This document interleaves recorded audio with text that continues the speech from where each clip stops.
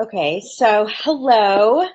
My name is Elaine Aradillas. I am a reporter at People Magazine, and I work on the crime and breaking news team. And so I have covered many mass shootings, actually 16 of them. So I was eager to speak with Seamus McGraw, who we have here, who is an award-winning author and journalist. He's written End of the Country, Dispatches from the Frack Zone, and Betting the Farm on a Drought, Stories from the Front Lines of Climate Change.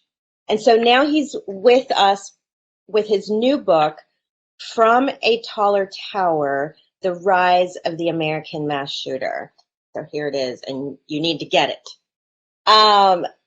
So just to kick things off, I found it interesting. Your other books are environmental. So here I feel like you've switched gears to the mass shooter. And so I wanted to know how that came about, how it came about that you decided to write this book. Well, in a way, it's I'm reverting to form. I came up in this business. I'm an old newspaper man. In fact, I'm an absolute dinosaur. I came up in this business basically as a street reporter, and covering a lot of crime and covering a great many homicides. I drifted into environmental writing when I was in my 50s. And that was because the opportunity presented itself when the Marcellus Shale kind of erupted underneath my family farm. The origin of this book, actually, it's kind of interesting. I had just finished a book for the wonderful people at the University of Texas Press, who also published Betting the Farm on a Drought. This book was called A Thirsty Land. We were just about wrapping it up when the unspeakable atrocity at Las Vegas occurred. When a narcissistic, murderous man climbed to a tall tower, armed with far more lethal weapons than had been used before, and savagely massacred more people. I was talking to my friends at UT, and I said, you know what? I said, I'm never writing another book as long as I live. But in a way, you guys have an obligation. This phenomenon really began on August 1st, 1966, when a narcissistic, murderous man climbed a tower at the University of Texas.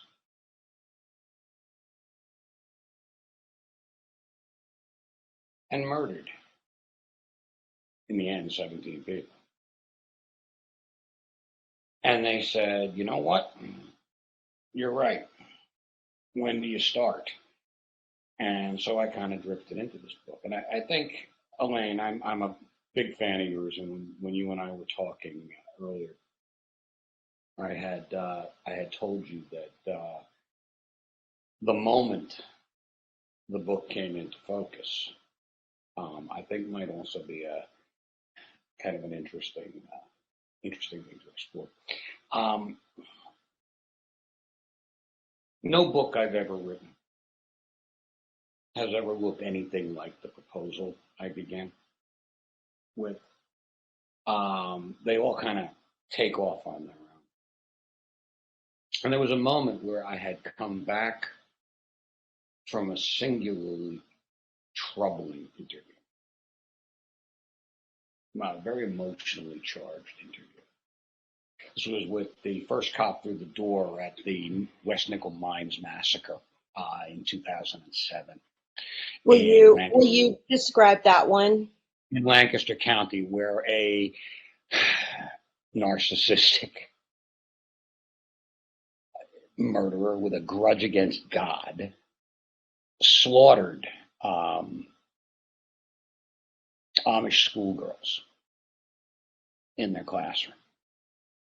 And I had come back from that interview, and I went, as I often do, into the woods, kind of collect myself. It was hunting season, and I took my my flintlock rifle, and I went out into the woods. And I spotted a deer, and I aimed and I fired, and I missed. Probably on purpose, I don't know. And the hills absolutely echoed with the sound of my rifle going off. And then there was this unimaginable silence that followed it. And I thought to myself, there is no silence on earth deeper than the silence between gunshots. And it hit me just then that that was the book. That is what we're trying to explore in this book, more than anything else. It's that silence between gunshots that has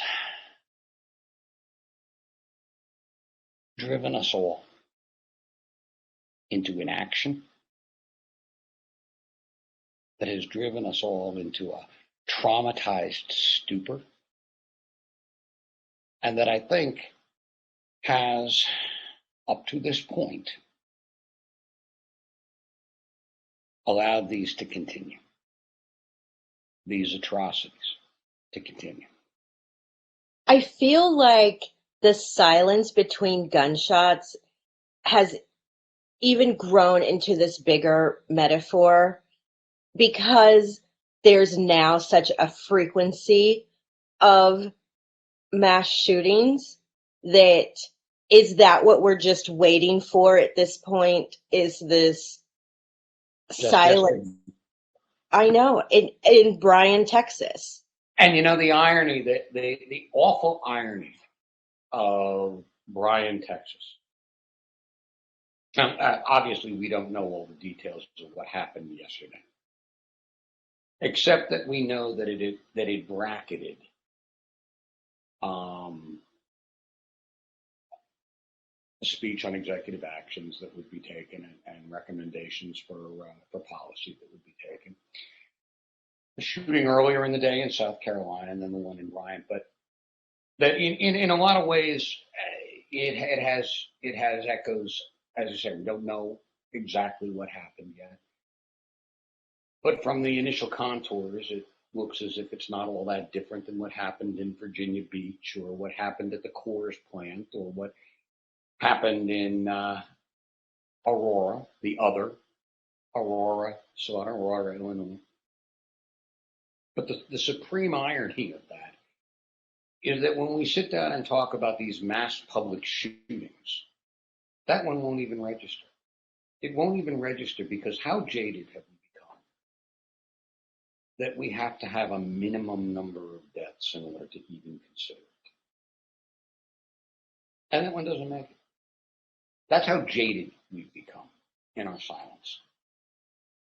Well, and I think it's interesting because he's supposed to be, they have described him thus far along the lines of a disgruntled employee. Mm-hmm. In your, I mean, you wrote about so many, but I definitely think like throughout the book, you kind of have these like strong focus on certain cases. But like, so what did you discover as sort of like the through line that makes up the mass shooter? Starting with Whitman. I mean, has anything changed from Whitman? I think there's been some evolution. I did a little thought exercise when I began this book, I reached out to kind of everybody that I talked to. I said, describe a mass shooter to me. And they all described the myth.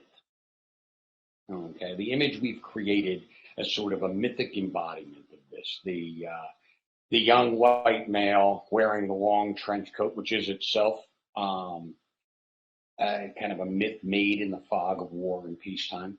And what's interesting to me is that even a mass shooter who bore no resemblance to that description gave me that same description.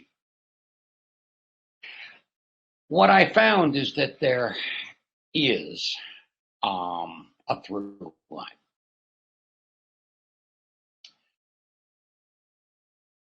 The mass shooters are, and this is, I think, the most chilling thing I can think of, they are in our current environment, just like us, only more so. Demographically, there's a fairly representative cross-section. What they have in common is a grudge,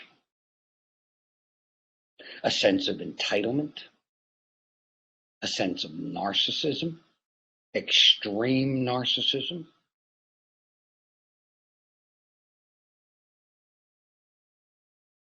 Those are, in so many ways, in a culture like ours that has come to prize a sense of victimhood, that has come to regard fame or infamy, it doesn't matter, as a consummation devoutly to be wished. A nation that has commoditized, literally commoditized, rage and grievance. These guys truly are just like us, only more so. I didn't set out to write a 2000 count indictment of my culture for accessory to murder. But in a lot of ways, that is where I ended up.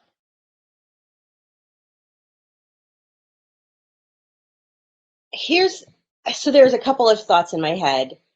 I find one of the most interesting tidbits in your book that I hadn't realized, I believe it was Sandy Hook.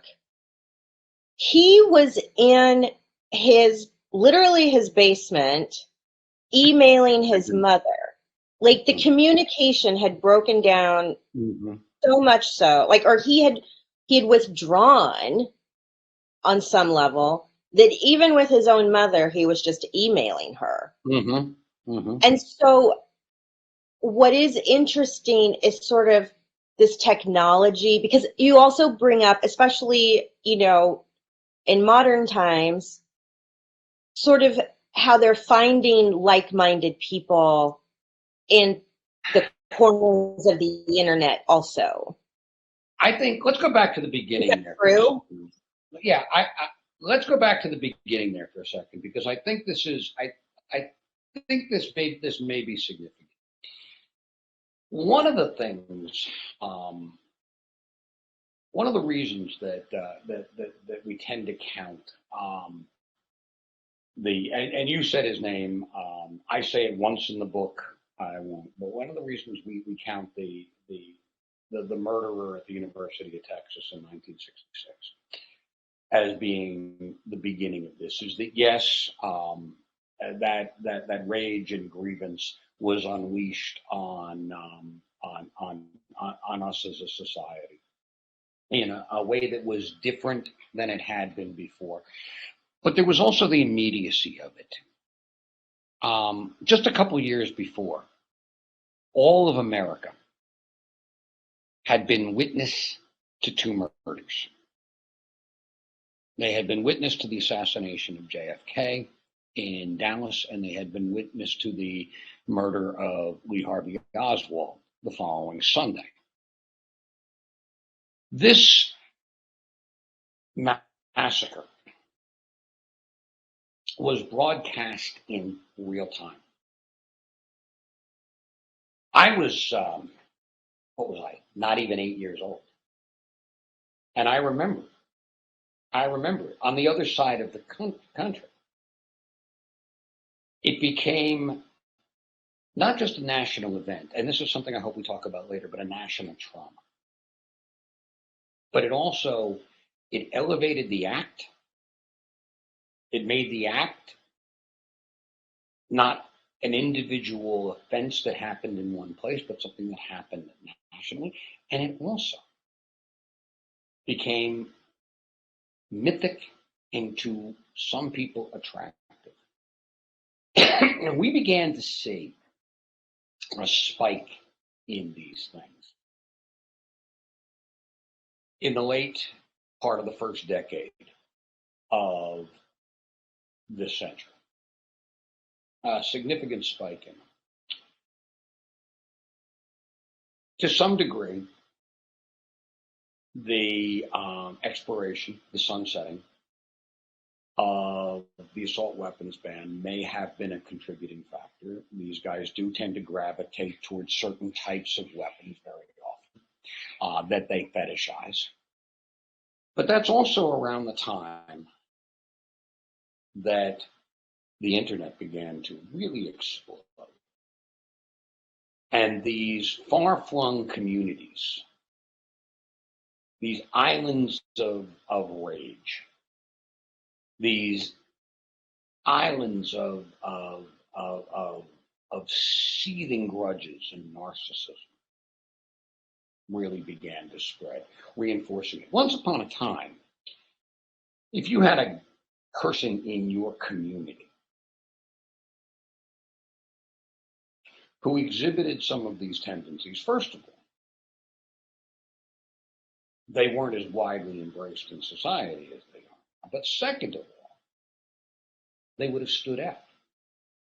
But now, we live in a more transient real world where we know nothing about our next door neighbor, but we know the most intimate details of the life of somebody who lives 1,000 or 1,500 miles away. Mm-hmm. And so I think that may also be a factor. Well, I mean, it's interesting. I have 10 million things that I want to ask you, but it's interesting that you talk about these islands of rage and where we don't know our neighbor. But here's the thing. I mean, it's like, I feel like this is natural in the sense of like January 6th, right? That is a whole island of rage, but out in public, it feels like, but also exhibiting, the things that you're talking about. I mean, again, Absolutely.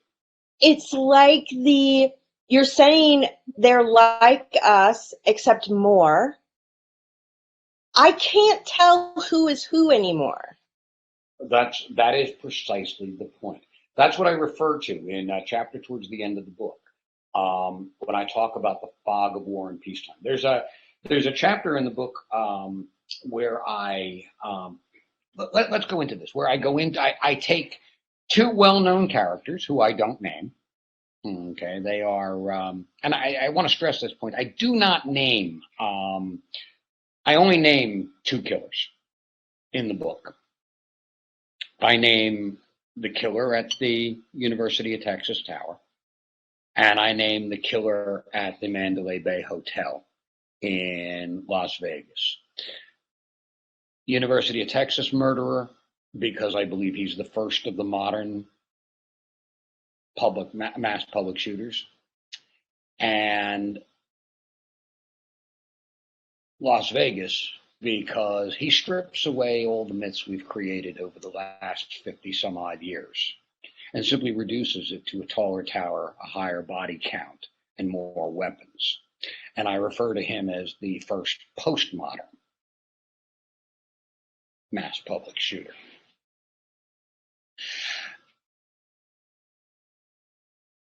In between, and even thereafter, we have this atrophying of compassion, replaced in our culture with this notion of grievance and rage as status. And there are concentric circles within that. They've come to dominate our discourse. They've come to dominate our politics. To a very great extent, they've even come to dominate our marketing and our religion.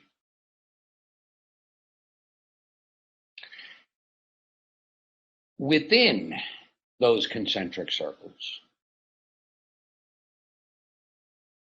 you have some subset of the population who is willing to act out and attack the United States Capitol. Within and around that, same cultural impetus, you have those who will commit these kinds of mass murders and then hang some excuse on them, when really what they're doing is simply indulging their murderous narcissism. Now, you talked about not being able to tell who is who. Those two characters, well-known characters, who thrive. They have built their entire careers on the exploitation of this sense of grievance and narcissism. And in a moment in the book, the readers may be surprised, the viewers may be surprised that there's a clown show in the middle of this book. It is literally, I literally use these two guys as Shakespearean clowns, because they are clowns. They are clowns. And I show them to you at a shooting range, cackling like schoolboys. The shooting range is in Austin. Cackling like schoolboys, these middle-aged fops. Cackling like schoolboys. Oh, got him in the head. Die, commie. And all of that stuff as they blast away with these cosmetically offensive and weapons at targets, including, like bowling pins. And I mock them. I freely mock them because they're fools, and they're obviously fools. But I immediately segue from that, immediately, into a scene that is almost identical in a forest in Colorado with a handful of teenagers blasting away at bowling pins with weapons they are certainly not proficient with. Mm-hmm. Saying almost word for word the same thing our two middle-aged jokers say. Two of those teenagers are the Columbine killers. In a culture in which this behavior is not only seen as acceptable, but entertaining on the part of two middle-aged white guys, how am I supposed to see the aberrant in that fog of war and peacetime. So yeah, we all share your confusion, Elaine. It is impossible, not impossible, but difficult. Difficult. Well, to peer through. So we got a question from Andrea in the audience, and she says this is most commonly an American phenomenon, and I assume she's talking about the mass shootings, right? Mm-hmm. And so is that because, let me see. Sorry, I lost my place. Is that because of the easy access of guns, or is it more of our American culture? It's not or, it's and. It's not or, it's and. Is this crisis, and it is peculiarly American, and when I say it's peculiarly American, as you well know, Elaine, I go in to great depth with the massacre in Christchurch, the massacre in Norway. In both of those cases, there is a peculiarly American fingerprint to these slangs. The references to America, the references to the seething grievance wrapped in nationalism, here was adopted by at least those two killers. And I do think that the fact that we are awash in weapons, and again, I go back to this point, we are often talking about very specific weapons. We're talking about weapons that are attractive to these kinds of killers, precisely because they reinforce something of their self-image. Malloy, Dr. Malloy refers to it as, and so does Adam Langford. They refer to them as fetish items. Okay, and I do think the ease and availability of these is a significant, major factor to this. But so too is our culture that has come to embrace grievance and victimhood and a quest for fame above all else are also a significant factor. So too is that isolation that we just discussed. And at the same time, our hyper-connectedness. Of those three factors, as difficult as it is, because of our cultural divisions, because of our grievance, because of our fetishizing of weapons, because of our history of celebrating violence, the easiest of the three to address is probably the access to weapons, and yet we haven't the will to do even that.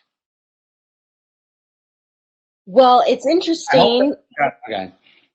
No, I think so. I mean, because we got another question from Leighton, and the fame part, which you do address in your book, and she asks, how do you balance the public's intense desire to know about the events of the shootings, albeit this is I'll insert this part, certain shootings, right?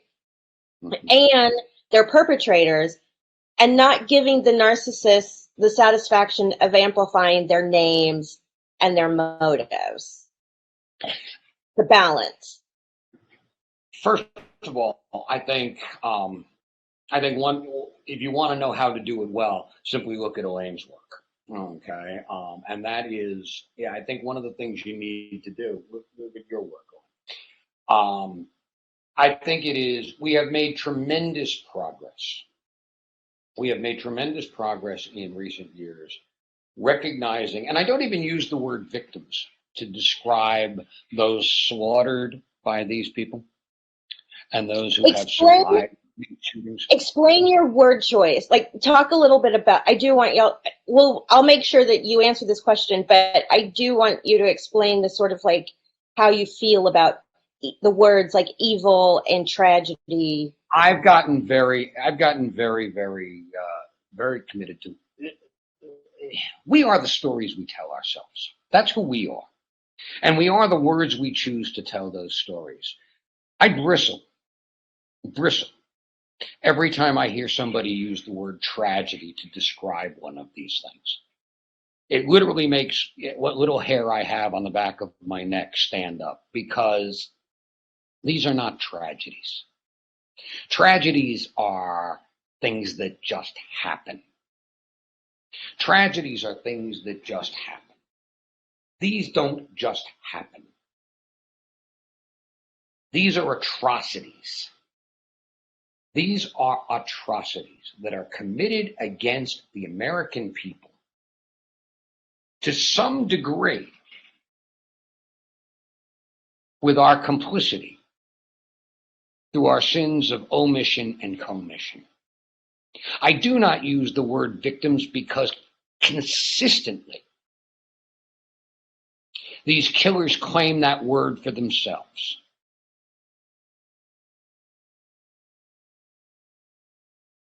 And to be frank, and I think you can probably attest to the same thing, so many of the people who have been touched by these, and I'll get in a moment to the fact that we've all been touched by these, but who've been most directly touched by these,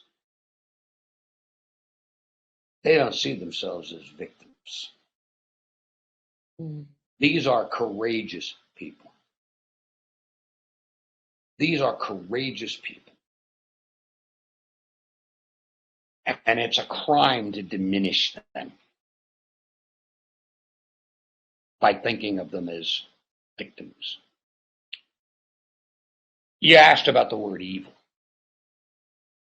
There's another one that sets me off, and there is a tremendous scholar, a wonderful person who was very, very helpful to me in this book, Rosa Eberling, a rhetorician.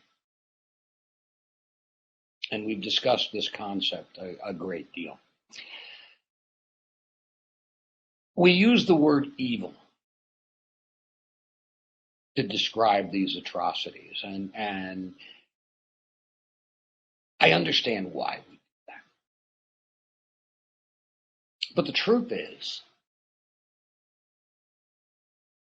evil is a religious term. Evil is, again, something outside the ken of all of us. If it's evil that resulted in the slaughter of 5 people yesterday morning in South Carolina, then it stands to reason that thoughts and prayers can exorcise that evil, even if there are martyrs along the way. But that lets us off the hook. That forgives us our trespasses for our sins of omission and commission. These are things that we do. These are things that we give some degree of sanction to. These are things that we must confront.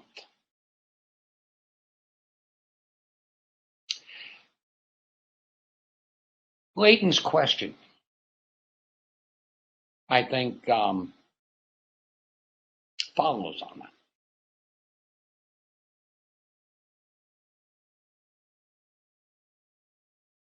when we elevate these people, these killers, these narcissistic weaklings,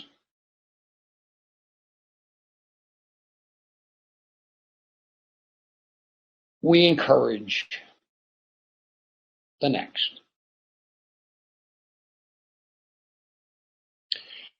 I go out, as I said, I go to fairly great lengths, and what's interesting is I think you mentioned this, that you were well into it before you realized that I had never mentioned most of these people by name.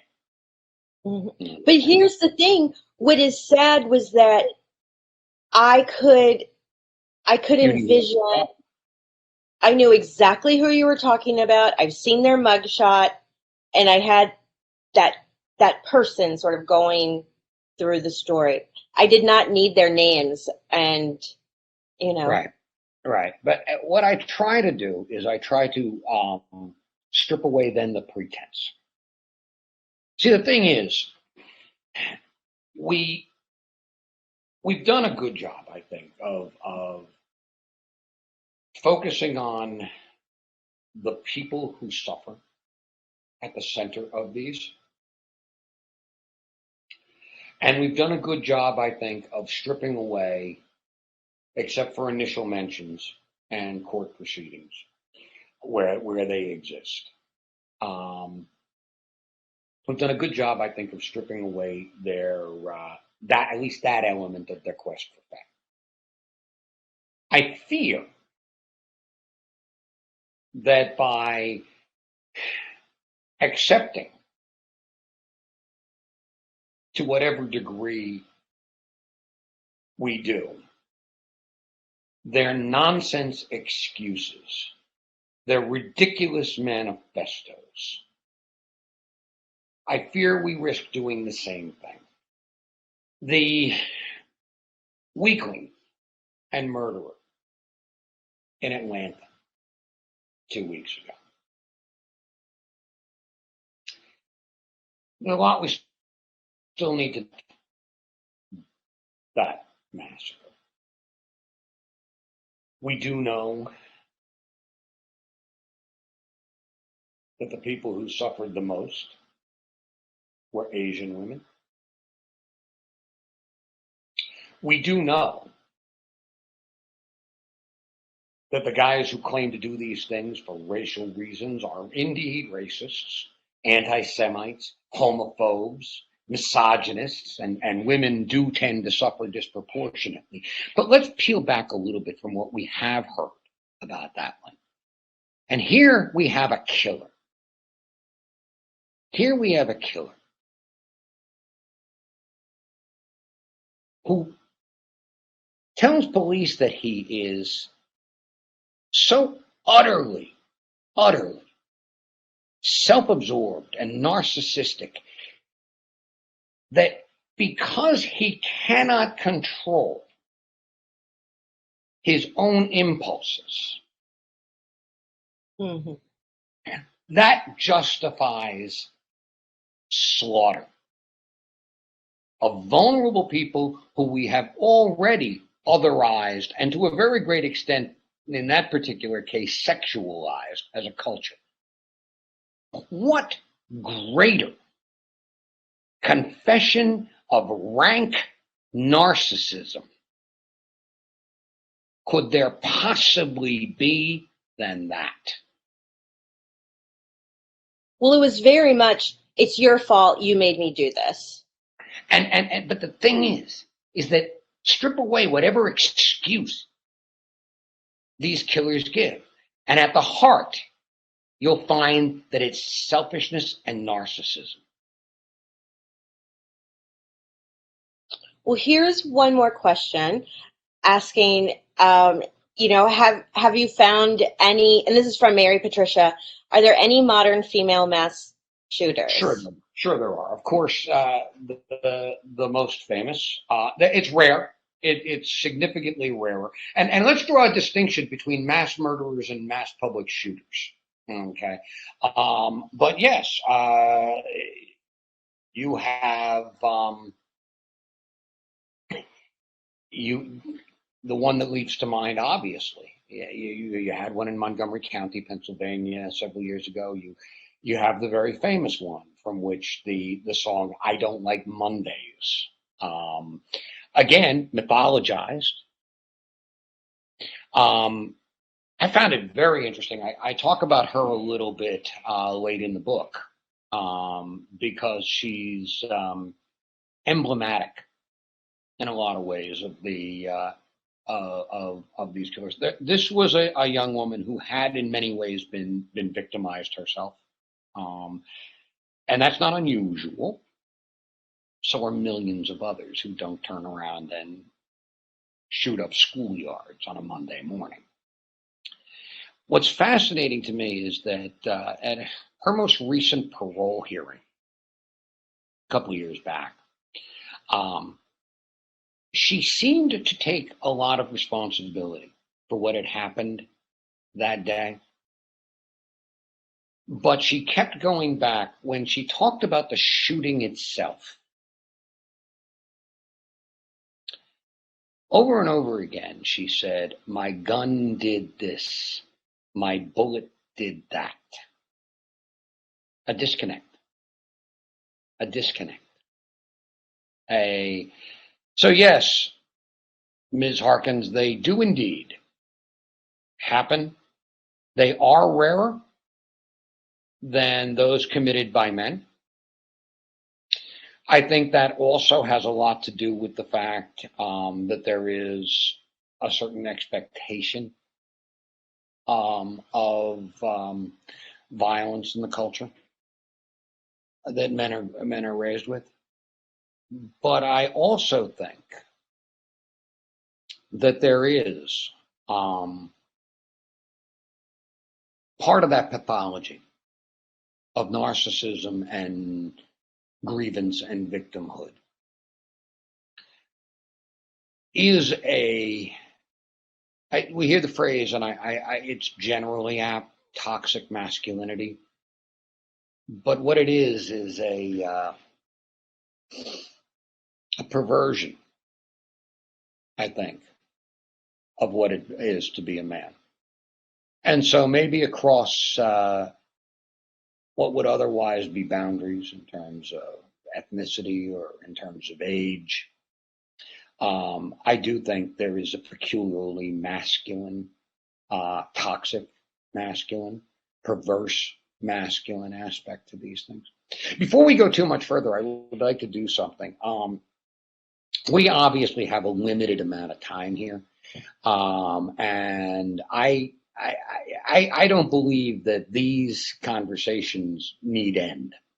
I also don't believe that a book is the end of a conversation, that it's an artifact that you put on a shelf. I believe it's the beginning of a conversation, and I very much would like to continue this conversation because I learn a great deal in these kinds of situations. So for those of you who are who have a pen handy or who can type into your phone quickly, my home phone number is 570. Let me give you my cell phone number because that'll work better. 570-236-4050. Repeat it. 570-236-4050.